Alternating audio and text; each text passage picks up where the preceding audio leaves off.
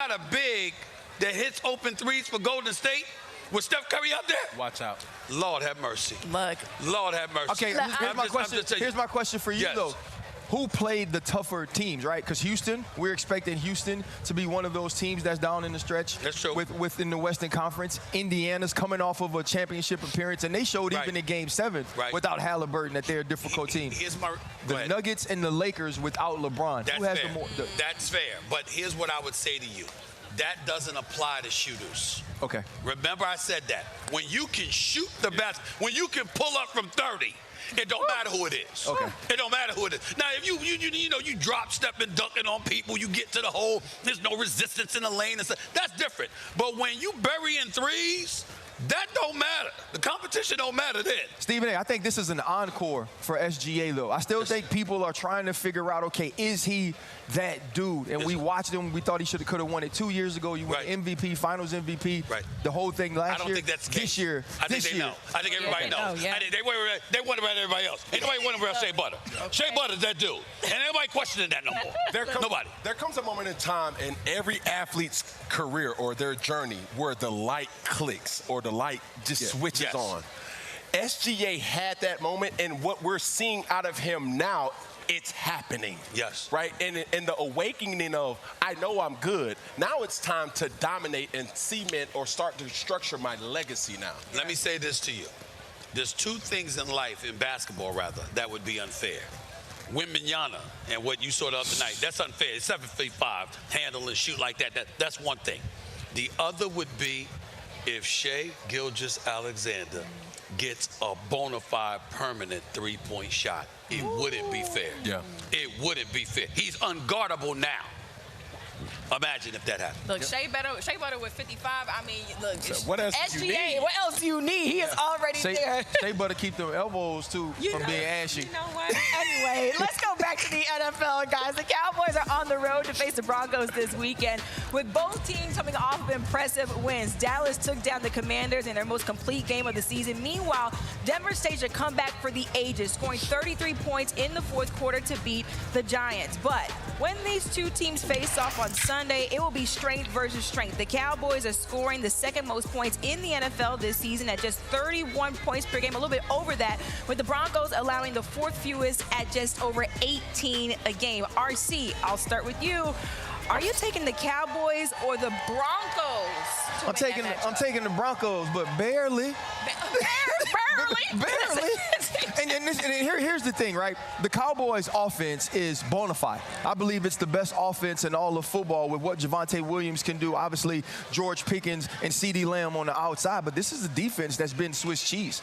And I know we're going to point to last week against the Washington Commanders and say, well, look the way they stepped up. Yeah, but look who the Washington Commanders didn't have. And this is no disrespect to Robbie Chosen, but this is a guy who shows up last week, and he's thrust into action. He's playing like the number one.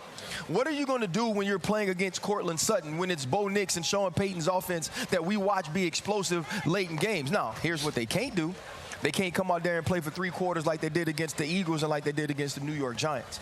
If the Denver Broncos allow the Dallas Cowboys to get up like that, with that offense, the onslaught will not stop. But I do take the Broncos by a slight edge headed into the weekend. I wouldn't say that, man, because we just seen Jersey in the crowd, man. Dak Quavy, yes. We got a Dak Quavy. Dak Quavy jersey back there. We got a Dak Quavy jersey back there. I know that's right. I'm telling you, he has been playing at a level that we've never seen him play. I've said this time and time again. And the thing about it is, defense wins championships, offense wins games. Well, this ain't a championship, so the Dallas Cowboys has what it takes to outduel with anybody. I do not think Bo Nix has it in his arsenal to really go shot for shot versus a Dallas team or offensive firepower. Now, I'm high on Bo. I'm high on the offense of Denver, the team holistically. But when you start to see CeeDee Lamb come back in and he's playing at a high level, George Pickens playing at a high level, it's tic-tac-toe, where do I want to go? And that's what Dak has been doing this year. Well, I'm going to tell you something. Certain things in life are very, very simple. If the Carolina Panthers could do it to Dallas on their home turf a couple of weeks ago, why the hell can't the Denver Broncos? Yeah. Because the Carolina Panthers ain't the Denver Broncos. And so the way I look at it, I get where you're coming from. And obviously, CeeDee Lamb wasn't back at that particular moment in time, if I remember correctly. But the bottom line is this. With Pickens, with CeeDee Lamb, with Javonte Williams running the football effectively, with an offensive line that looks respectable, we get it. And Dak Prescott is a top 2 candidate for league MVP honors. I understand that. But you're on the road, in the Mile High City, in the altitude, the whole 9. Denver is a bona fide playoff caliber team. Yeah. Okay, their defense is real. Offensively, they can do some things. There is no, if I'm the Denver Broncos, I'm like, if the Carolina Panthers can handle their business, why the hell can't we? And if that's not a question they can answer, that's on them. And they've been a different team on the road aside from the New York Jets game. And I think that's the big thing. But I do know this, Stephen A. If the Dallas Cowboys go win this game, we're going to be looking for you like we're looking for the bottom half of campaign. I was just about to say that. To go into Denver and win that game, what does that mean for Dallas, I'm saying? It's just like we talked about the postseason and things like that. If Dallas is able to go into Colorado and win that game. This is what people like RC and them miss from time to time. I am not sad about the Cowboys. You got to remember, last year they stunk up the joint very, very early. There was nothing intriguing about them. I don't want them, meaning their fans. You got that disgusting, nauseating fan base that gets on my last damn nerves. It's all trolling. I love trolling them. I want to see them crying. I want to see them miserable. I don't want to see San Francisco that year. That's right. Oh, it's hilarious. That's hilarious. It's the most beautiful moment. I mean, did you see cats sitting over the railing, grown-ass men crying? It was hilarious. I mean, it's beautiful. I don't want you falling off a curb if you're the Cowboys. I want you falling off the roof. You understand? So go ahead and win these games. Get to the playoffs. Be excited. Hell, go ahead and win the NFCs. Knock yourself out. Just as long as you live up to form, once the playoffs arrive, I am good. So it doesn't bother me.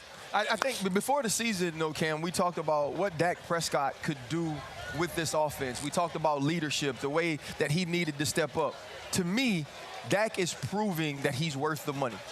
That's the question you're going to be asked when you get $60 million a year. Are you worth the money? Can you carry an offense? Can you carry a team? And can you also lead in the manner that somebody that has been gifted and given and blessed and earned that sort of contract? And I believe Dak Prescott has proven that above and beyond this year thus far. Man, I don't know where these sources is coming from, but, man, if this were to happen, Stephen Anthony.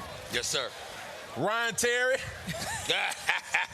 Amina. Look at If they could get Max Crosby. Yeah. Oh, yes. Yeah, all right. But see, that's where I went with RC the other day, because I asked the question. And I wanted his answer, and he gave it to me in terms of how does Jerry Jones look if this offense is prolific and it propels them to new heights, meaning the playoffs.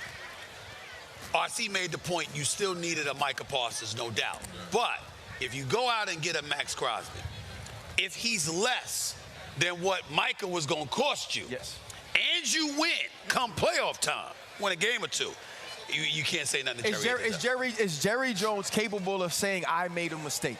No. Right? Because that's what is he. So he's like Stephen A. then. No, not at all. I mean, he's my Libra brother. He's my Libra brother. He's like Stephen A. He's my Libra brother, but I am a humble man. I am a humble man. You understand? I have my moments. I'm not perfect. I'm pretty damn close, but I'm not perfect.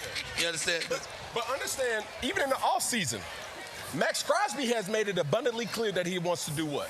Win, yeah. Well, he ain't going to win in Vegas. Exactly. Yeah. So now he's not going to win in Vegas because now you have another situation that is constantly coming up. Why am I not in the playoffs? Okay, now you get an opportunity to get traded to a team that potentially is what you were looking for.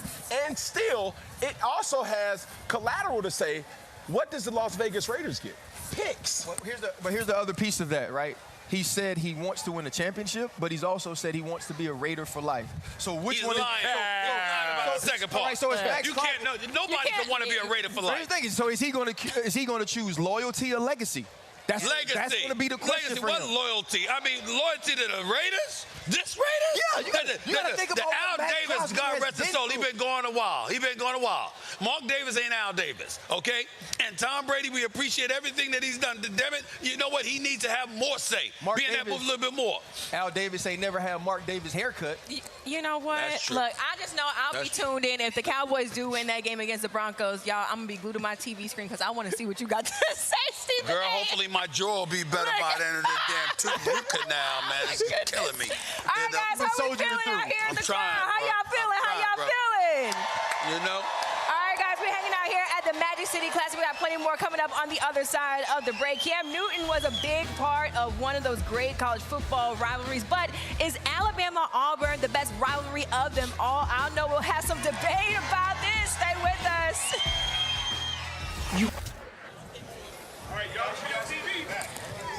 Welcome back to First Take, live from Legion Field here at the Magic City Classic. Alabama A&M taking on Alabama State. We got the crowd here. I also want to thank the bands. I want to thank the Alabama A&M band, the Alabama State band. They've been keeping us hype all morning. We got the coaches here, guys. So let's get right into it. Alabama A&M is led by Sam Shade in his first year at the helm. Sam was a member of the 1992 Alabama National Championship team and had a 7-year NFL career with stops in Cincinnati and Washington. On the other side, Alabama State is led by Eddie Robinson Jr. in his third season as head coach of the Hornets. Eddie also played in the NFL, notably on the Titans team that went to the Super Bowl in 2000. And this will be the 84th edition of the Magic City Classic, with Alabama A&M leading the all-time series 43-37 with 3 ties. These schools have met every season since 1945.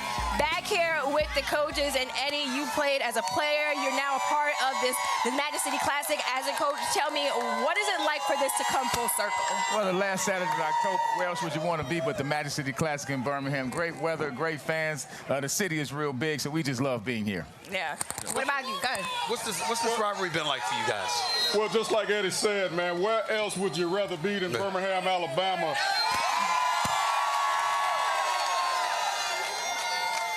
I'm a son of Birmingham, Winona High School, west side of Birmingham. Yeah, I say it like this.